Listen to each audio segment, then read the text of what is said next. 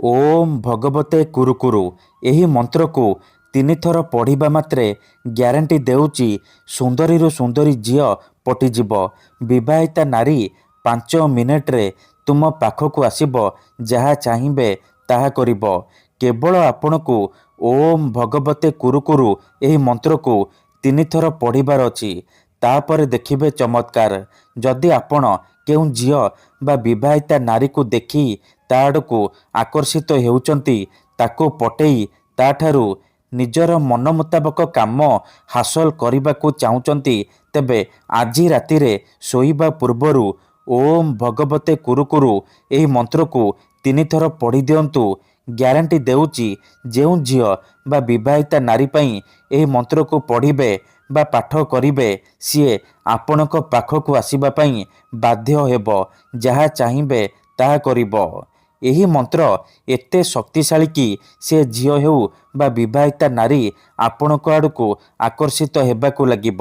ଆପଣଙ୍କର ସବୁ କଥା ମାନିବ। ଆପଣ ତାକୁ ଯାହା କହିବେ, ଯେମିତି କହିବେ ସିଏ କରିବ। ନମସ୍କାର ଫ୍ରେଣ୍ଡସ୍, ଓଡ଼ିଆ ଫଣ୍ଡା ଚ୍ୟାନେଲକୁ ଆପଣମାନଙ୍କୁ ସ୍ୱାଗତ। ଆଜିର ଏହି ଭିଡ଼ିଓଟିରେ ମୁଁ ଆପଣଙ୍କୁ ଏମିତି ଏକ ମହାଶକ୍ତିଶାଳୀ ବଶୀକରଣ ମନ୍ତ୍ର ଶିଖେଇବି। ଆପଣ ଏହି ମନ୍ତ୍ରକୁ 3 ଥର ପଢ଼ିବାର ଅଛି।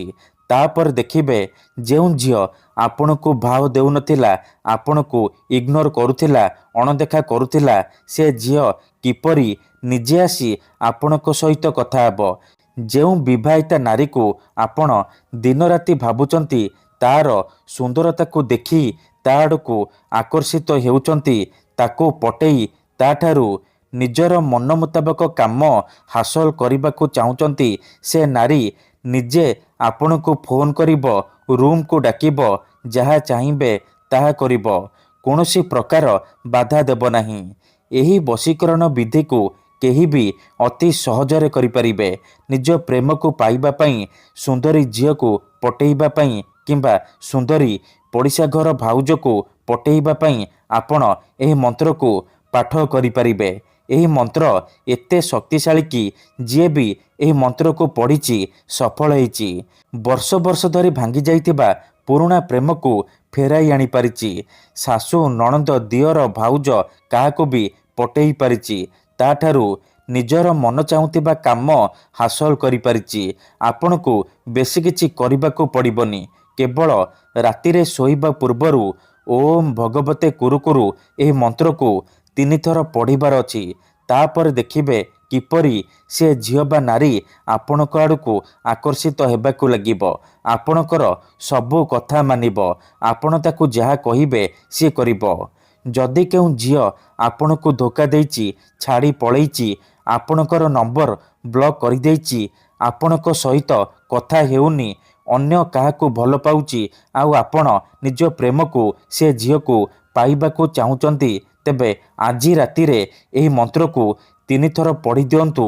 ସେ ଝିଅ ହେଉ ବା ବିବାହିତା ନାରୀ ଯେତେ ଦୂରରେ ଥିଲେ ମଧ୍ୟ ରାତିଦିନ ଆପଣଙ୍କ କଥା ଭାବିବ।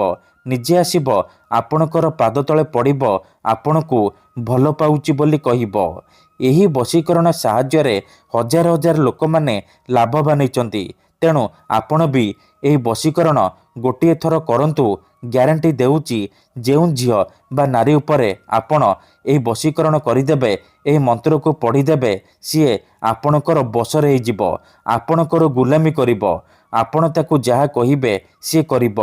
ତେବେ ଏହି ବଶୀକରଣ ବିଧିକୁ ଆପଣ କିପରି କରିବେ, କେମିତି କରିବେ, ଏହାର ପ୍ରୟୋଗ ବିଧି କ'ଣ, ମୁଁ ଆପଣଙ୍କୁ ଶିଖେଇବି। ସମ୍ପୂର୍ଣ୍ଣ ପ୍ରୟୋଗ ବିଧି ଠିକ୍ ଭାବରେ ଶିଖେଇବି। ଜାଣିବା ପାଇଁ ଆପଣ ଦୟାକରି ଭିଡ଼ିଓଟିକୁ ମୂଳରୁ ଶେଷ ପର୍ଯ୍ୟନ୍ତ ପୁରା ଧ୍ୟାନ ସହିତ ଦେଖନ୍ତୁ। ଅଧାରୁ ଛାଡ଼ିକି ପଳେଇଲେ, କାଟି କାଟି ଦେଖିଲେ କିଛି ବି ବୁଝିପାରିବେନି। ପରେ କମେଣ୍ଟ କରିବେ, ଗୁରୁଜୀ ଆପଣଙ୍କର ମନ୍ତ୍ର କାମ କରୁନି। ଦେଖନ୍ତୁ, ଯେଉଁପରି ଆପଣ ଭଗବାନଙ୍କୁ ମାନୁଛନ୍ତି, ଭଗବାନଙ୍କ ଉପରେ ବିଶ୍ୱାସ ରଖିଛନ୍ତି, ନିଜର ସବୁ ଦୁଃଖ, କଷ୍ଟ, ଅସୁବିଧା ଭଗବାନଙ୍କୁ ଜଣାଉଛନ୍ତି, ଯଦି ସେ ଅସୁବିଧାର ସମାଧାନ ନ ହେଲା, ତାର ମାନେ ନୁହେଁ କି ଭଗବାନ ନାହାନ୍ତି। ସେହିପରି ମନ୍ତ୍ରତନ୍ତ୍ର ହୁଏ, ବଶୀକରଣ କାମ କରେ, କିନ୍ତୁ ଏହାକୁ ଆପଣଙ୍କୁ ସିଦ୍ଧ କରିବାକୁ ପଡ଼ିବ। ପ୍ରୟୋଗ ବିଧିକୁ ଠିକ୍ ଭାବରେ କରିବାକୁ ପଡ଼ିବ। ମୁଁ ଆପଣଙ୍କୁ ଯେମିତି ଶିଖେଇବି ଆପଣଙ୍କୁ ଠିକ୍ ସେହିପରି କରିବାକୁ ପଡ଼ିବ। ତେବେ ଯାଇ ମୁଁ ଆପଣଙ୍କୁ ଗ୍ୟାରେଣ୍ଟି ଦେଉଛି ଆପଣ ଯାହାକୁ ଚାହିଁବେ ତାକୁ ପଟେଇ ପାରିବେ। ସୁନ୍ଦରୀରୁ ସୁନ୍ଦରୀ ଝିଅକୁ ନିଜ ପ୍ରେମରେ ଦିବାନୀ କରିପାରିବେ। ପଡ଼ିଶା ଘର ସୁନ୍ଦରୀ ଭାଉଜଠାରୁ ନିଜର ମନ ମୁତାବକ କାମ ହାସଲ କରିପାରିବେ। ତେଣୁ ମନରେ କୌଣସି ଖରାପ ଉଦ୍ଦେଶ୍ୟ କିମ୍ବା କୌଣସି ଖରାପ କାମ ପାଇଁ ଆପଣ ଏହି ମନ୍ତ୍ରକୁ ପାଠ କରିବେନି ବା ପଢ଼ିବେନି। କାହିଁକି ନା ଏହି ମନ୍ତ୍ରର କୌଣସି ପ୍ରକାର କାଟ ନାହିଁ। ଯେଉଁ ଝିଅ ବା ନାରୀ ଉପରେ ଏହି ମନ୍ତ୍ରକୁ ପଢ଼ିଦେବେ ସିଏ ଆପଣଙ୍କ ଆଡ଼କୁ ଆକର୍ଷିତ ହେବାକୁ ଲାଗିବ, ଆପଣଙ୍କୁ ଭଲ ପାଇବାକୁ ଲାଗିବ, ଆପଣଙ୍କୁ ନ ଦେଖି ରହିପାରିବନି। କେବଳ ଆପଣଙ୍କୁ ରାତିରେ ଶୋଇବା ପୂର୍ବରୁ ଓମ୍ ଭଗବତେ କୁରୁକୁରୁ ଏହି ମନ୍ତ୍ରକୁ 3 ଥର ପଢ଼ିବାର ଅଛି। ତାପରେ ଦେଖିବେ ଚମତ୍କାର। ଠିକ୍ ଅଛି, ତେବେ କିପରି ଆପଣ ମନ୍ତ୍ରକୁ ପଢ଼ିବେ ମୁଁ ଆପଣଙ୍କୁ ଶିଖେଇବି। ଜାଣିବା ପାଇଁ ଭିଡ଼ିଓଟିକୁ ଶେଷ ପର୍ଯ୍ୟନ୍ତ ଦେଖନ୍ତୁ। ବିଧିଟି ଜାଣିବା ପୂର୍ବରୁ ଗୋଟିଏ ଛୋଟିଆ କଥା ଜାଣି ରଖନ୍ତୁ। ବଶୀକରଣ କ'ଣ ପାଇଁ କରାଯାଏ? ଯେତେବେଳେ ଆପଣ କାହାକୁ ନିଜଠାରୁ ଅଧିକ ଭଲ ପାଉଛନ୍ତି, ତା ବିନା ବଞ୍ଚିପାରିବେନି ଭାବୁଛନ୍ତି, ସେତେବେଳେ ଆପଣ ବଶୀକରଣ କରିପାରିବେ। ଯଦି କେଉଁ ଲୋକ ବିନା କାରଣରେ ଆପଣଙ୍କୁ ହଇରାଣ କରୁଛି, ଆପଣଙ୍କର ଘର ପରିବାର ଉପରେ ଖରାପ ନଜର ପକାଉଛି, ଆଉ ଆପଣ ଚାହିଁକି ବି ତାର କିଛି କରିପାରୁନାହାନ୍ତି, ସେତେବେଳେ ଆପଣ ବଶୀକରଣ କରିପାରିବେ। କାହିଁକି ନା କେତେଥର ଏମିତି ହେଇଥାଏ କି ଆମର ଶତ୍ରୁ ପଇସାରେ ଆଉ ଶକ୍ତିରେ ଆମଠାରୁ ବଳବାନ ହେଇଥାଏ, ଆଉ ଆମେ ଚାହିଁକି ବି ତାର କିଛି କରିପାରୁନାହୁଁ। ଏହିପରି ପରିସ୍ଥିତିରେ ଆପଣ ବଶୀକରଣ କରିପାରିବେ, ଝିଅ ପଟେଇ ପାରିବେ, ଶତ୍ରୁକୁ ହାତ ମୁଠାରେ ରଖିପାରିବେ। ଏଥିପାଇଁ ଆଜିର ଏହି ଭିଡ଼ିଓଟିରେ ମୁଁ ଆପଣଙ୍କ ପାଇଁ ଆମର ତନ୍ତ୍ରଶାସ୍ତ୍ରରୁ ସବୁଠାରୁ ସହଜ ଶକ୍ତିଶାଳୀ ବଶୀକରଣ ମନ୍ତ୍ର ନେଇ ଆସିଛି। ଯଦି ଆପଣ ଏହି ମନ୍ତ୍ରକୁ ଠିକ୍ ଭାବରେ ପଢ଼ିଦେଲେ, ମୁଁ ଆପଣଙ୍କୁ ଯେମିତି କହିବି ଆପଣ ଠିକ୍ ସେହିପରି କରିଦେଲେ, ତେବେ ମୁଁ ଆପଣଙ୍କୁ ଗ୍ୟାରେଣ୍ଟି ଦେଉଛି ଆପଣ ଯାହାକୁ ଚାହିଁବେ ତାକୁ ପଟେଇ ପାରିବେ। ସୁନ୍ଦରୀ ଝିଅ ବା ସୁନ୍ଦରୀ ନାରୀକୁ ପଟେଇ ତାଠାରୁ ନିଜର ମନ ମୁତାବକ କାମ ହାସଲ କରିପାରିବେ।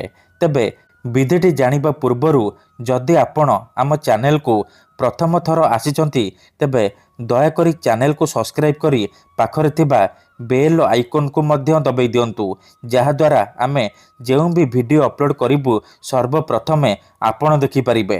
ମନେ ରଖନ୍ତୁ, ଏହି ବଶୀକରଣ ବିଧିକୁ ଆପଣ କେବଳ ମଙ୍ଗଳବାର, ଗୁରୁବାର କିମ୍ବା ଶନିବାର ଦିନ କରିବେ। ରାତିରେ ଶୋଇବା ପୂର୍ବରୁ କରିବେ। ଯେଉଁ ଝିଅ ବା ନାରୀକୁ ବଶରେ କରିବାକୁ ଚାହୁଁଛନ୍ତି, ତାକୁ ମନେ ମନେ ଭାବିକି ଏହି ବଶୀକରଣ ଆରମ୍ଭ କରିବେ। ବିଧିଟି କରିବା ପୂର୍ବରୁ ହାତ ଗୋଡ଼ ଧୋଇକି ସଫା ବସ୍ତ୍ର ପିନ୍ଧିକି ଆପଣ ଏହି ବଶୀକରଣ ଆରମ୍ଭ କରିବେ। ନିଜ ବିଛଣାରେ ବସିକି ଏହି ବଶୀକରଣ କରିବେ। ପ୍ରଥମେ ଆପଣ କ'ଣ କରିବେ, ହାତ ଗୋଡ଼ ଧୋଇକି ନିଜର ବିଛଣା ଉପରେ ବସି ପଡ଼ିବେ। ତାପରେ ଆଖି ବନ୍ଦ କରିକି ସେହି ଝିଅ ବା ନାରୀକୁ ମନରେ ଭାବିବେ, ତାକୁ ମନେ ମନେ ଭାବିବେ। ତାପରେ ସେ ଝିଅର ନାମ 5 ଥର କହିବେ।